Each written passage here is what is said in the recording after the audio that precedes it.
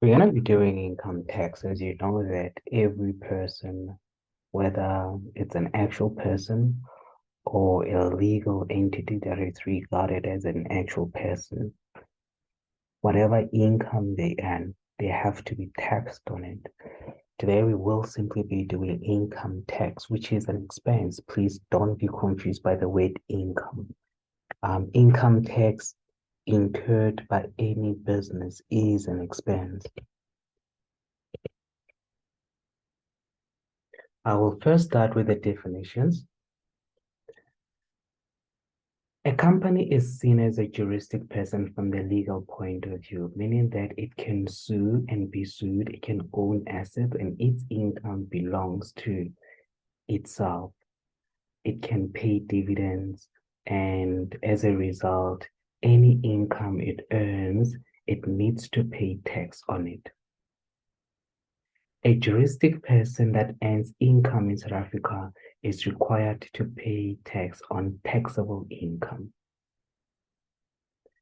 As a result, the company is also required to pay tax on its taxable income. For grade 12, we are going to use profit before tax to calculate the amount of tax that a company needs to pay.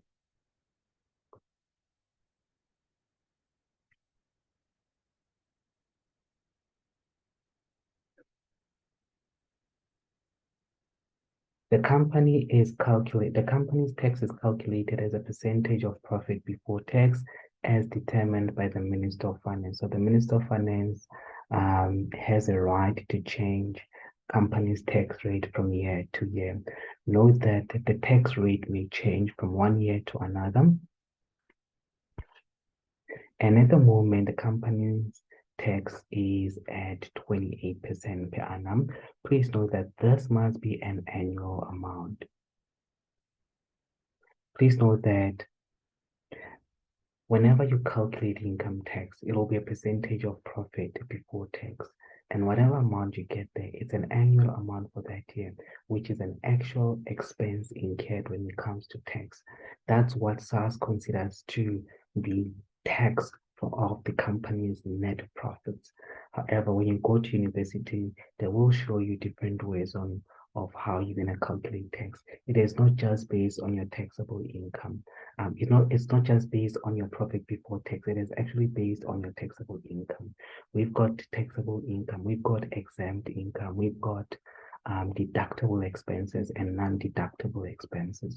All of those you'll do them later if you decide to do the chartered accountant's route or any BCom, which leads to that. It'll be part of tax. Okay. Note that as much as we call it income tax, it is actually an expense. It is not income, it is an expense. Income tax is calculated by SARS at the end of the financial year. So what happens is that we give SARS our financial statements at the end of the year, and SARS will calculate tax based on the company's financial statements. And they will send us a final amount of tax that we need to pay. SARS needs the company's financial statement to determine the amount of income tax that the company needs to pay. Income tax must be paid over to the South African Revenue Services, which is SARS. Now we've got provisional payments. What are provisional payments? The company cannot wait for the end of the financial year to pay income tax. Therefore, it will make prepayments. Those prepayments, we call them provisional payments. Now, please note that the final tax amount will only be determined at the end of the year, and companies are required to pay these provisional payments, the first being within 6 months from the beginning of the financial year, and the other one will be paid right at the end of the financial year. Note that when the company pays provisional payments, it has no idea of how much income tax it has incurred. That will only be determined at the end of the financial year. So these are just prepayments. They are payments in advance that the company is making.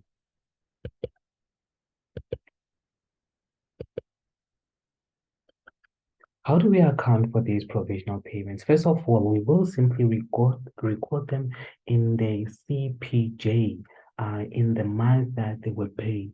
And the provisional payments are simply estimated amounts that are based on historical information about income tax that will be incurred in the future. So we use last year's profits to predict how much profit we're going to make in the current year and calculate tax on that, and then divide it into two so that we can have two provisional payments.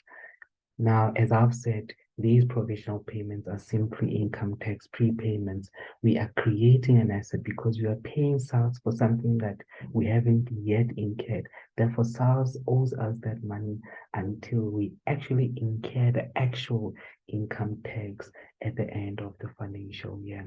Now, provisional payments are paid over to SARS. We can conclude that prepayments are current assets which will be reversed when the income tax amount is calculated. So when we finally calculate the income tax amount, we will simply calculate what we call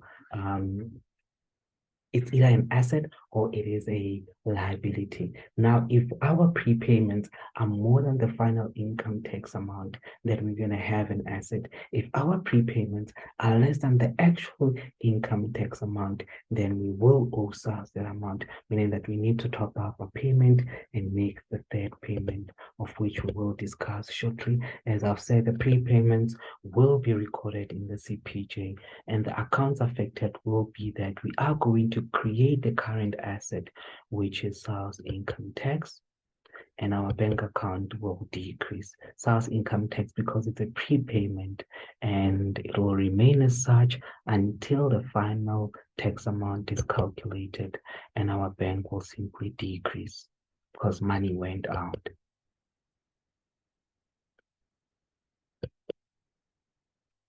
Now, income tax amount, the final one, is only determined at the end of the financial year, and it's calculated by SARS, and it is considered to be incurred. Now, the final income tax amount, when we recognize it, we are going to recognize an expense. We will simply debit an expense. The final one, that's the actual expense.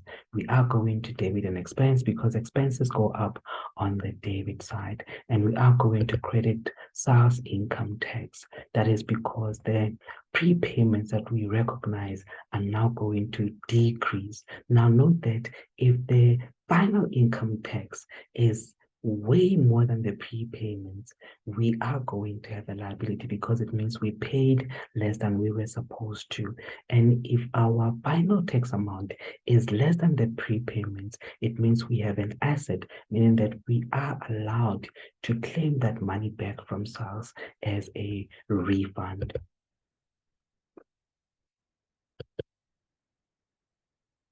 Now, I've just explained this.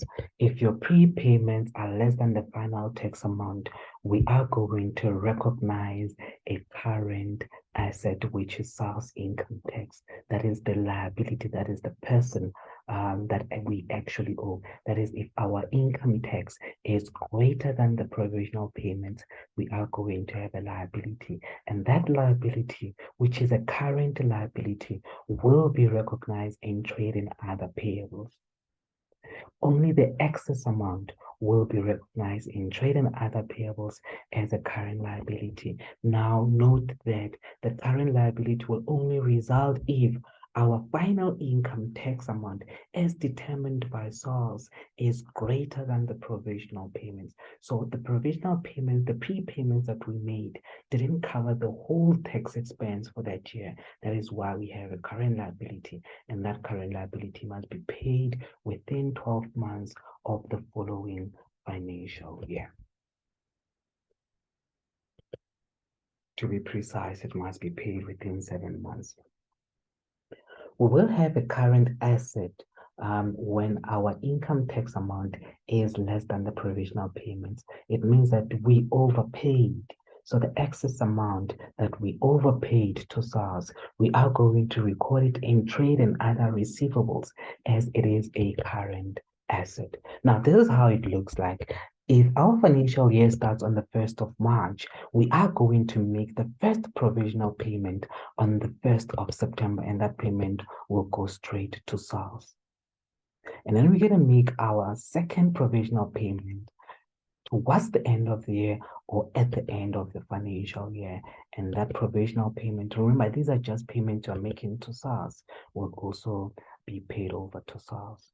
At the end of the financial year, we are going to submit our financial statements and file what is called a tax return, and we will take that straight to SARS. SARS will actually take our financial statements and check the tax return and simply record the final amount of tax that we as the business have incurred, and they will send us our final tax assessment with the final income tax, which is what we have actually incurred for that financial year. If what we have incurred is way more than the provisional payments, the excess amount will be a liability, and that liability must be paid within 12 months of the next financial year. So we're going to have to make the third provisional payment if our provisional payments didn't cover for the entire income tax amount. Check out the next video. We will simply be looking at this example.